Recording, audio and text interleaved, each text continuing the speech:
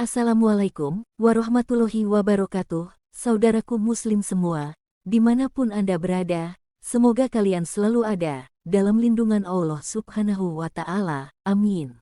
Selamat berjumpa kembali dengan saya, Rahma Yuniati, channel yang menjawab fitnah dan tuduhan para kafir, pembenci Islam, dan untuk tema video saya kali ini, yaitu untuk menanggapi salah satu videonya Enrico Tulang Aki-Aki. Dan untuk lebih jelasnya, mari kita lihat lebih dulu video ngawurnya, salah satu ala apologet Kristen tersebut. Let's go. Mengapa orang Kristen menyembah Isa Al-Masih, sedangkan Isa Al-Masih sendiri di dalam Alkitab tidak pernah satu kali pun mengatakan, "Akulah Tuhan, sembahlah aku."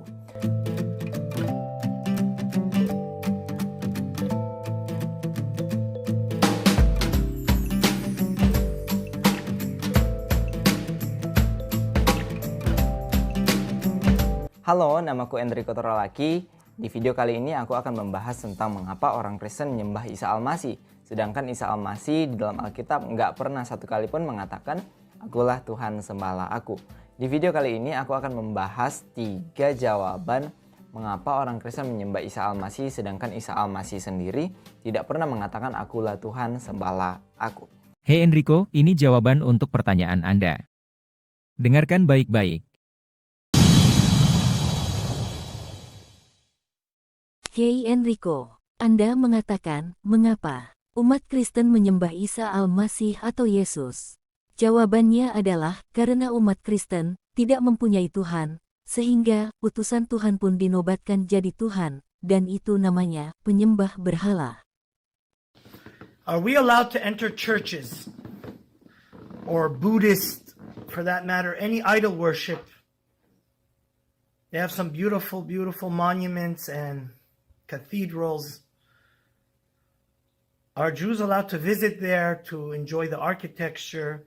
Or also, like I was asked as the rabbi of the congregation here at Ma'ara Torah, sometimes you have to attend a funeral of your secretary, which was Christian or Buddhist. And it's a real thing because we Jews believe that Christianity is idol worship and we should stay far, far away from it. So would you be allowed, which could be why that some Jews ran away from the Christians and went to the Muslim countries, the Sephardim. The man who was crucified is God? Yeah. He thinks he's God. Is that man that was crucified God? Yes. You pray to that man? Yes. You worship that man? Yes, of course. That's idolatry. Hei Enrico, Anda pun tadi mengatakan, mengapa Isa Al-Masih, atau Yesus, tidak berkata, "Akulah Tuhan, sembahlah aku." Jawabannya adalah, karena Isa Al-Masih, atau Yesus pun sadar diri, siapa dirinya, yang hanya seorang utusan Tuhan, hanya seorang nabi. Dan ini buktinya. Yohanes 17 ayat 3, inilah hidup yang kekal itu, yaitu, bahwa mereka mengenal Engkau, satu-satunya Allah yang benar, dan mengenal Yesus Kristus yang telah Engkau utus. Yohanes 17 ayat 25. Ya Bapa yang adil, memang dunia tidak mengenal Engkau, tetapi aku mengenal Engkau, dan mereka ini tahu bahwa Engkaulah yang telah mengutus aku. Markus 6 ayat 15, yang lain mengatakan, dia itu Elia. Yang lain lagi mengatakan, dia itu seorang nabi, sama seperti nabi-nabi yang dahulu. Yohanes 4 ayat 19, kata perempuan itu kepadanya, "Tuan, nyata sekarang padaku, bahwa engkau seorang nabi." Oke, langsung saja masuk pada jawaban yang pertama. Yang pertama adalah sesuatu yang layak disembah, tidak perlu meminta dirinya untuk disembah. Oke, perkenalkan. Hei Enrico, ini jawaban untuk pertanyaan Anda. Dengarkan baik-baik. Hei Enrico, Anda mengatakan, yang layak disembah, tidak butuh ngemis, buat disembah. Sekarang coba Anda simak baik-baik, ayat Alkitab berikut ini. Keluaran 20 ayat 1-5, lalu Allah mengucapkan segala firman ini. Akulah Tuhan, Allahmu, yang membawa engkau keluar dari tanah Mesir, dari tempat perbudakan. Jangan ada padamu Allah lain di hadapanku. Jangan membuat bagimu patung yang menyerupai apapun, yang ada di langit di atas, atau yang ada di bumi di bawah, atau yang ada di dalam air di bawah bumi. Jangan sujud menyembah kepadanya, atau beribadah kepadanya, sebab Aku Tuhan Allahmu, adalah Allah yang cemburu, yang membalaskan kesalahan bapa kepada anak-anaknya, kepada keturunan yang ketiga dan keempat dari orang-orang yang membenci Aku.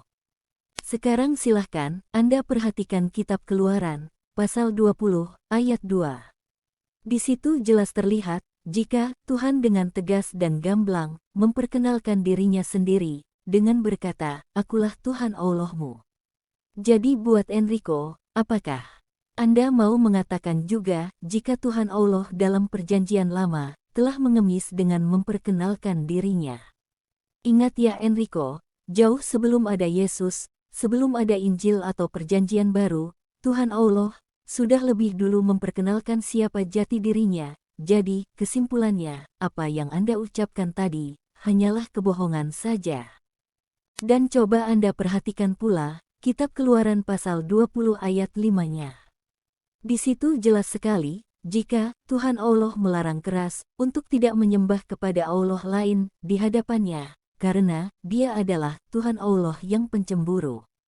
Jadi, dengan kata lain, dalam ayat tersebut Allah mengisyaratkan agar Bani Israel hanya sujud dan menyembah kepada dirinya saja, bukan kepada Tuhan Allah yang lain.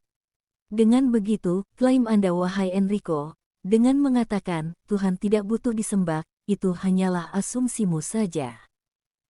Bahkan, di dalam perjanjian baru pun, Yesus sudah dengan tegas dan gamblang berkata, saat beliau dibawa oleh iblis.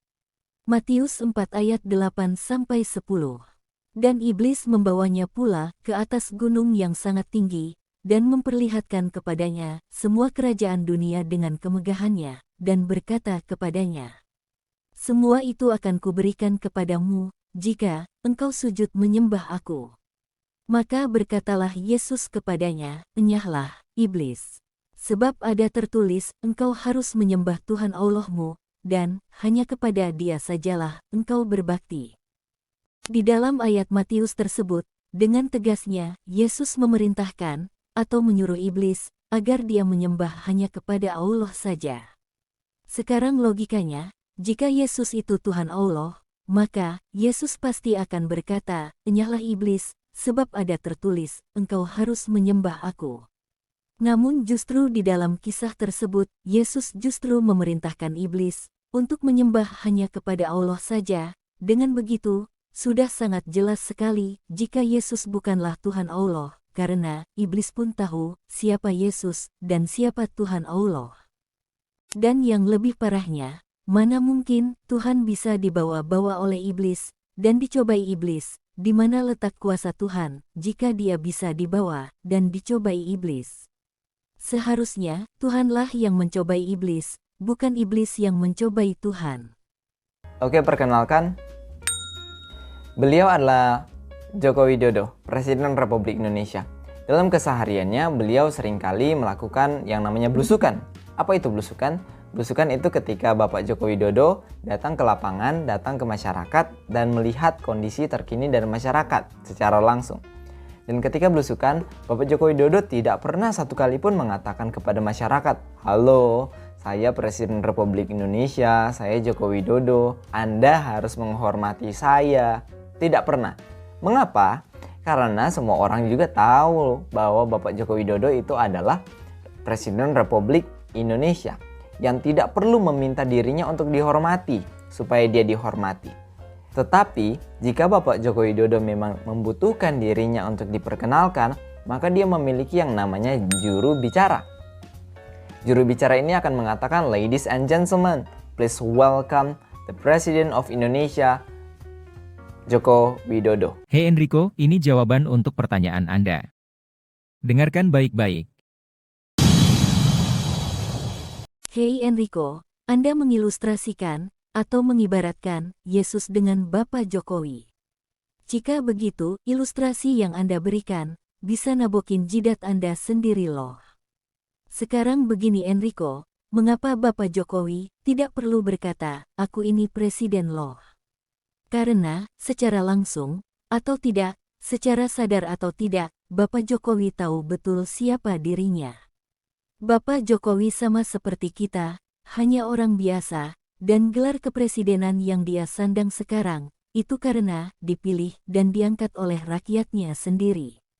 Jadi mengapa Bapak Jokowi tidak perlu berkata, "Aku ini presiden loh"? Jawabannya, itu karena gelar yang dia dapatkan pun hasil pilihan rakyatnya yang telah mengangkatnya menjadi seorang presiden. Jadi intinya, Bapak Jokowi mau berkata ataupun tidak tentang statusnya, itu percuma saja lah. Wong dia juga sadar, rakyatnya yang sudah mengangkatnya menjadi seorang presiden. Jadi, gambaran Bapak Jokowi yang Anda ilustrasikan itu sama persis dengan Yesus saat ini. Mengapa saya katakan demikian? Karena di zaman Yesus masih hidup dan berinteraksi dengan umat Bani Israel pun, Yesus selalu berkata jika dirinya utusan Tuhan dan bukan Tuhan. Dan mengapa Yesus justru selalu berkata jika dia adalah utusan Tuhan Allah? Jawabannya, karena Yesus pun tahu diri dan sadar sepenuhnya jika dia bukan Tuhan, melainkan hanya seorang utusan atau wakil Tuhan. Namun mengapa orang-orang yang hidup di saat Yesus sudah tiada, justru malah menuhankannya?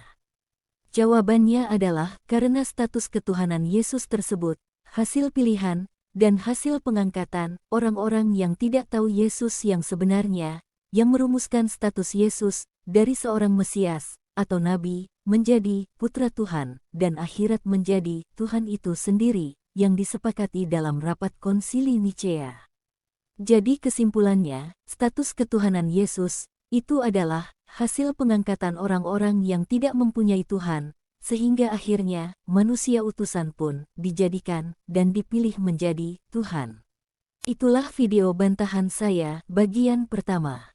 Dan tunggu video kelanjutannya, bagian yang kedua, yang masih kelanjutan dari video ini. Akhir kata dari saya, wabillahi taufik wal hidayah, wassalamualaikum warahmatullahi wabarakatuh.